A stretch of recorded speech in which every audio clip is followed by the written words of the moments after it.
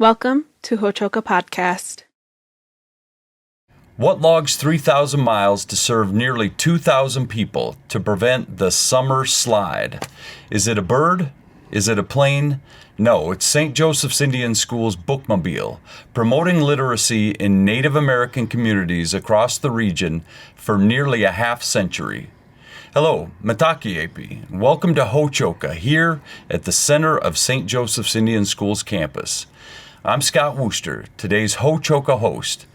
We're visiting with alumni liaison Andy Lepkowski and two University of Notre Dame interns who are with us this summer to ride along with the St. Joseph's Indian School Bookmobile. We're going to start with Andy. So a warm welcome to Hochoka to you, Andy. Thank you.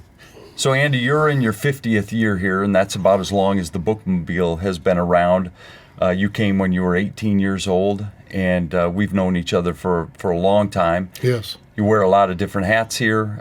Today we're going to talk about the Bookmobile, especially your history with the Bookmobile, and then we're going to meet a couple interns that you have this year. Okay.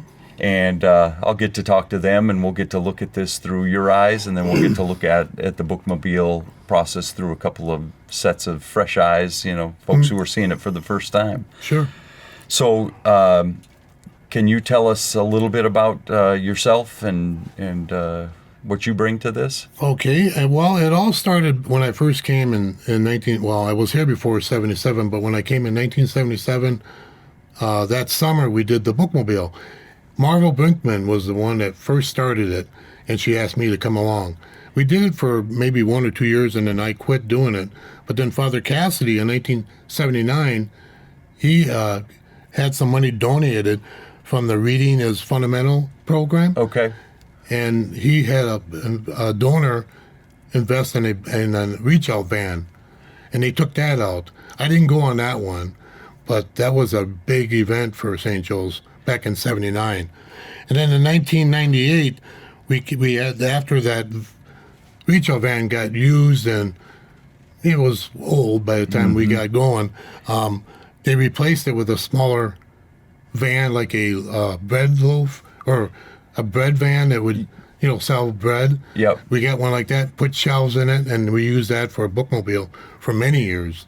Okay. And then just recently, we just invested in a new truck and trailer, which we use right now, and it's working out really good. Right. Very nice. Yeah. When you came in 77, there was just there were two vans that went out, Just two actually vans. small vans Yes. with just books in the back. It Yeah. started with very humble beginnings. Yes, very humble.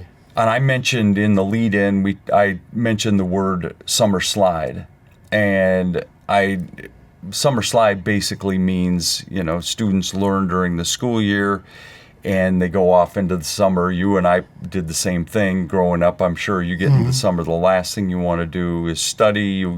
Last thing you want to do is want to read, and it hurts when you come back to school in the fall because you have to relearn subjects. And so part of that reading is fundamental or RIF, the RIF program, which has been around St. Joe's for a long time, is to get those books in the hands of those kids in the summer. Yes, because the reservations that we go to all of them, they don't have libraries. So St. Joe's wants to encourage the kids to keep reading during the summer, summer months. Yep. So when they come back, they'll be ready to get back into school. We meet all different types of people, and they've all been great. We meet alumni. I get to talk to a lot of alumni as well. But the main reason we're out there is to give out free books. Absolutely. And we give out a lot of books. So you how many communities do you go to? How many miles do you travel? Books? Give me some data on this here. Okay, well, I know we travel 3,000 miles or more. We're all over South Dakota and some in North Dakota. We give out anywhere between 5,000 to 10,000 books. Usually it's about 10,000 books. Wow, okay. To about 2,000 people. Okay. Kids and adults, all different ages. Okay. So you see a lot of people during the summer. That's great. And we see, and I do see a lot of alumni. But the main thing I think what we do too is, just lately, is we get Native American books from this lady. Her name is Lily Mendoza. Oh, sure. In Rapid City. Yep. She's the one that we buy books from. That they go like hotcakes. We Okay. can't keep them on the table. Huh, nice. And Native American authors, Native American authors, themed books? Yes. Okay, very nice. I didn't know that. It is a traveling library. The bookmobile is, Yes. right? Basically that's what it is by definition. But I think it does a lot more than that too. And judging by the pictures that you send off and just your connections with people after 50 years of working here and being in the state, it does a lot more than just give out books. What else? What other functions does the bookmobile serve? Well, the bookmobile serves the number one function besides the books is the alumni. I get to see a lot of alumni, get to visit with them, get all the information I need to get from them. Yep. And then we also give out food and drinks when they come because it's hot outside there. Sounds like you're building relationships with the communities around the state, Yes. the Native communities around the state. You'd be surprised how many don't know where St. Joe's Indian School is. Yeah. Even in South Dakota. Yeah, which it does. You're right. It does surprise me. It stuns me that people don't know who we are and Yeah. where we are and what we do here. Sometimes you get people who ride along with you or who come out and visit from St. Joe's that come out and are a part of that. Yes, I have some teachers come out. The librarian from St. Joe's comes with me a lot, and she's been really a blessing in disguise. I wouldn't know what to do without her. Yeah. And we have FSC, social workers that come out. Yep. So it's good for everybody, new house parents. Yeah. Anybody and everybody come out and visit Yeah. and see the kids where they live. I think that's a good opportunity for new staff to be able to come out and kind of meet some people and get an idea of what it's like in Indian country here in the state. You know, we get sometimes a little insulated or insular here at St. Joe's, and it's good to get out and see the communities. You also distribute some materials to various clubs when you go out. Yeah, girls and boys clubs. We give them besides books, we also give them.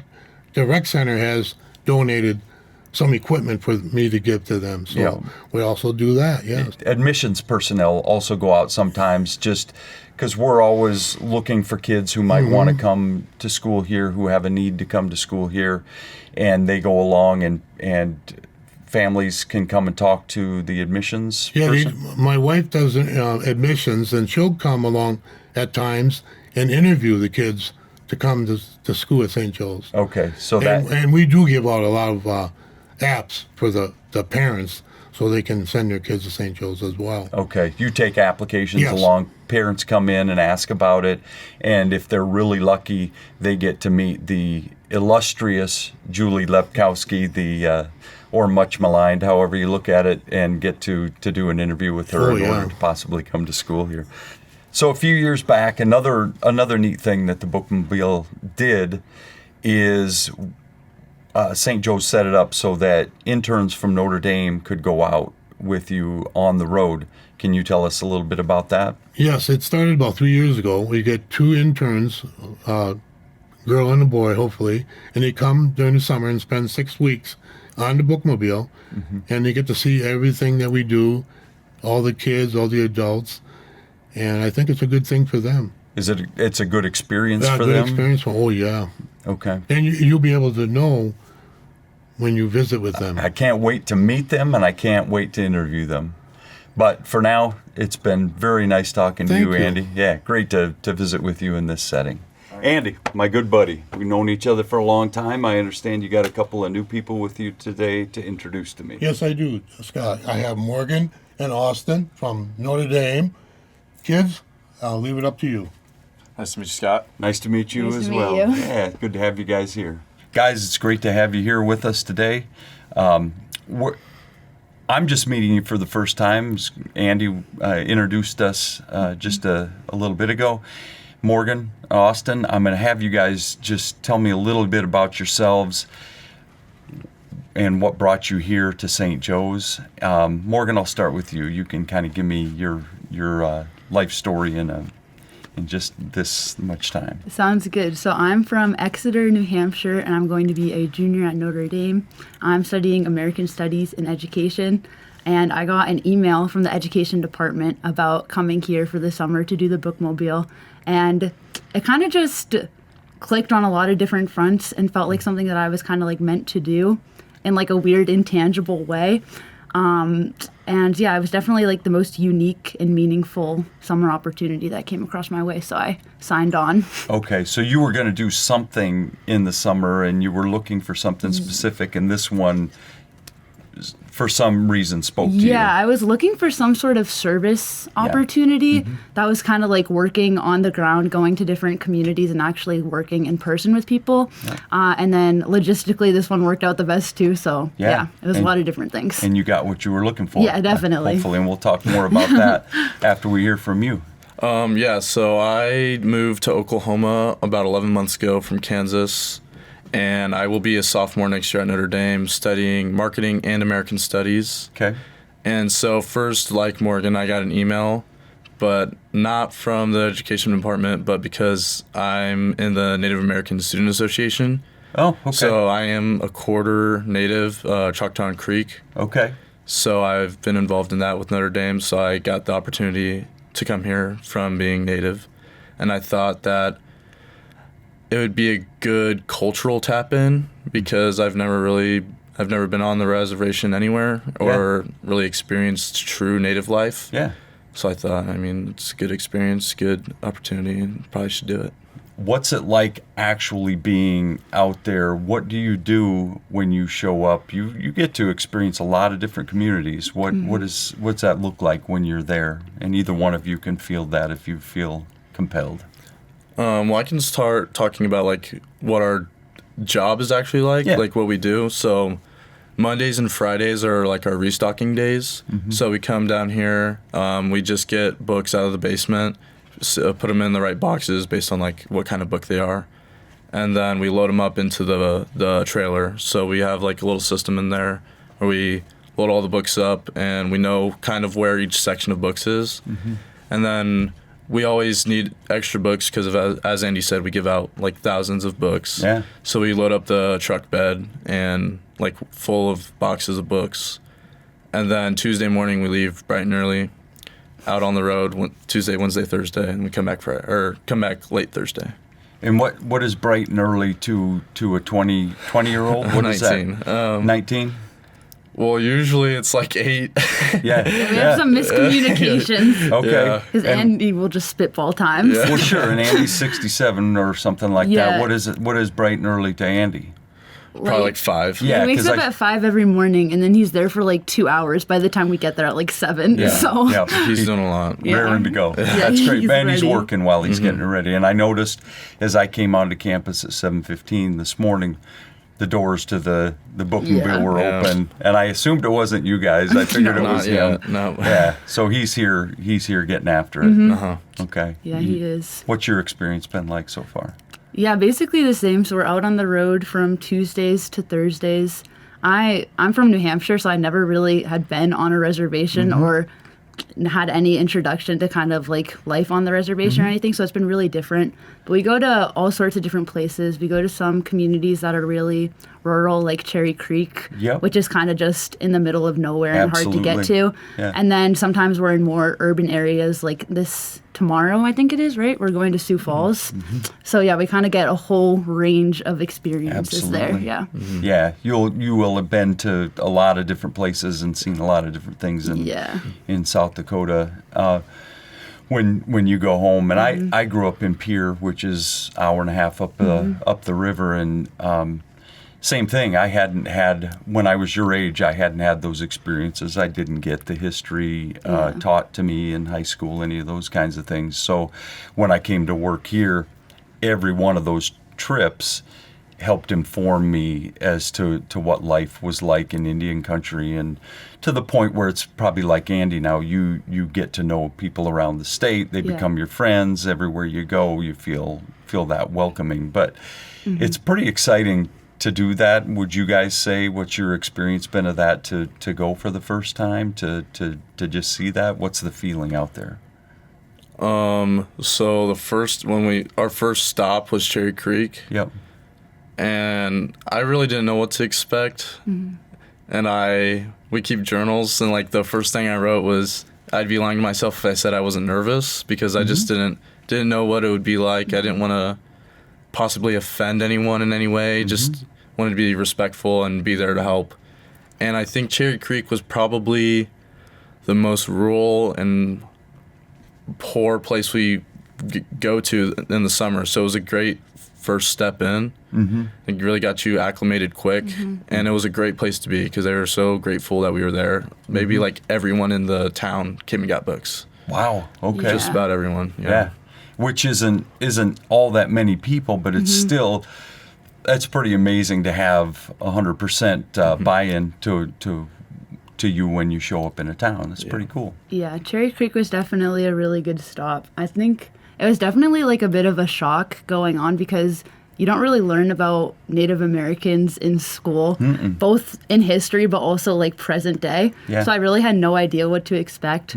But it was definitely a shock, but it was really like a fulfilling experience. Yeah. And Andy is a very good tour guide. Yeah. So he knows everyone. He knows exactly what to do. Like he knows the entire route just in his head. Yeah. So yeah, a lot of people like prepared us for it, but it was definitely a very like different experience. Yeah, because you can get all the information from everybody's got opinions and ideas that they're going to share with you ahead of time. But if you were nervous going into it the first time, it's pretty normal because you don't know until it's your eyes and your, I would say, your heart and your spirit that's actually taking all that in.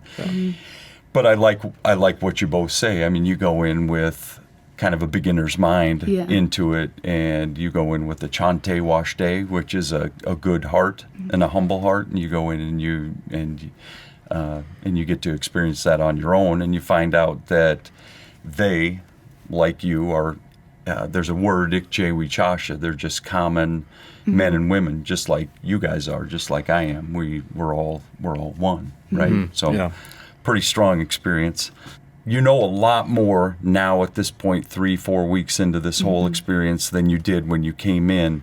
Looking back, was there any essential qualification that made you specifically a good candidate for this experience? Was there anything that you brought to the table that made this right for you? You can take it.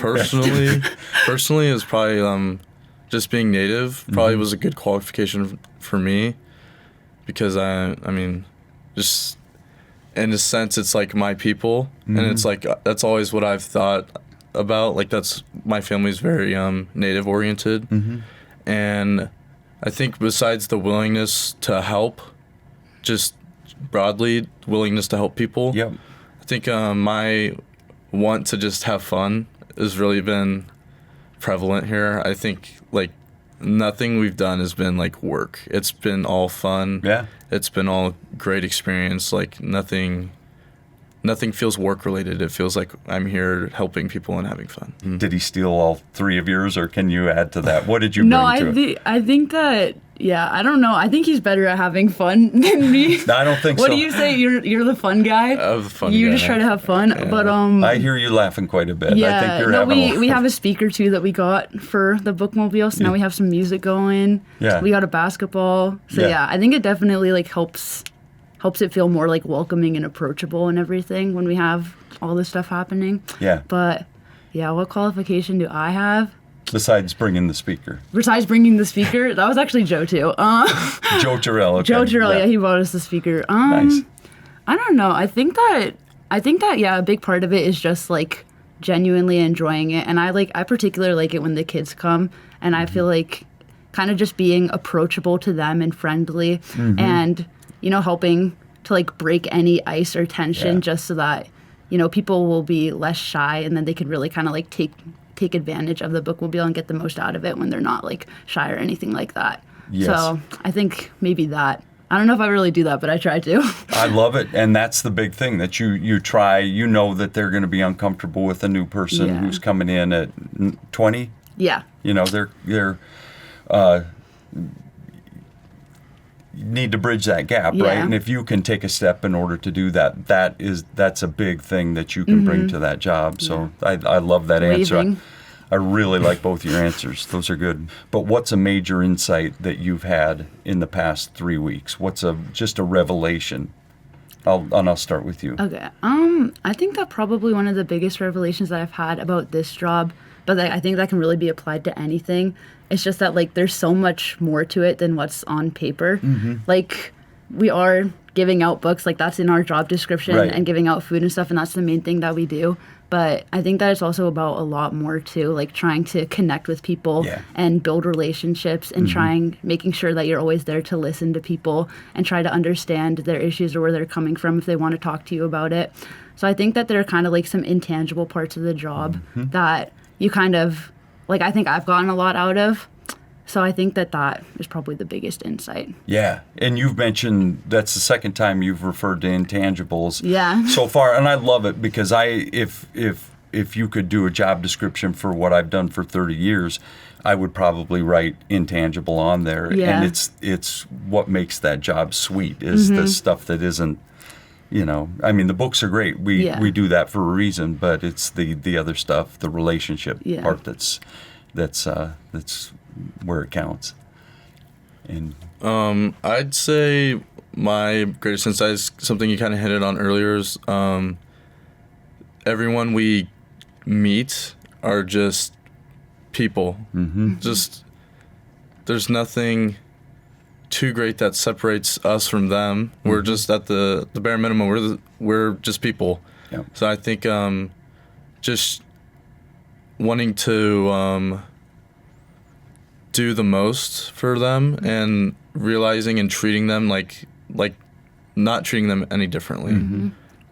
Yeah, and they give you. I mean, here's the thing: you go out in the bookmobile, and you're supposed to give them something, right? And I think what you've probably found out is that you've been given as much through the culture, through the people that you've met, as anything else, which is kind of a sweet spot. It's really nice. Yeah. Excellent. Is there anything else that you two would like to share with our audience? Anything that just needs to be said? Well, there's some stories that we had, some fun moments throughout our job that I think is fun to talk about. Can you tell me one? Well, I got two for you. But, Okay, give me two. So the first one, our first week, we went to Bullhead, and we had no one coming. There's no one. We were sitting here for 30 minutes, no one came. And I saw a kid playing basketball. So I went over and played basketball with them, and I was like, all right, we're going to play ping, and we're gonna place a bet on this. And I was like, if I win, you got to come get some books. And if you win, I have like $3 in my wallet I'll give to you. Unfortunately, I lost, but he also came and got some books. So Nice. it was a It's win-win. a win-win, yeah. Yeah, absolutely. Yeah, and then this last week we were at Parmalee, I think, right? I don't know what your story is. Well, I don't we were at know. Parmalee, and me and this kid had a little dance battle. Oh, yeah. Nice. He was like a little shy, and he was like pretty far away, and he was just doing dance moves, and I just did dance moves back. It was pretty fun. I think you lost that battle, too. Yeah, I probably lost that one Yeah. too. If we had more room in the studio, I would likely challenge you to a dance off here, but we just don't have the room Yeah. for it. Yeah. He has some pretty good moves. What is like the Fortnite dances? Yeah, they're all Fortnite dances. Yeah. Okay. Yeah. Yeah. Any story you want to share? Any stories I want? I don't know. I feel like there's so many different things, like some serious moments, but then Yeah. a lot of fun moments Yeah. too.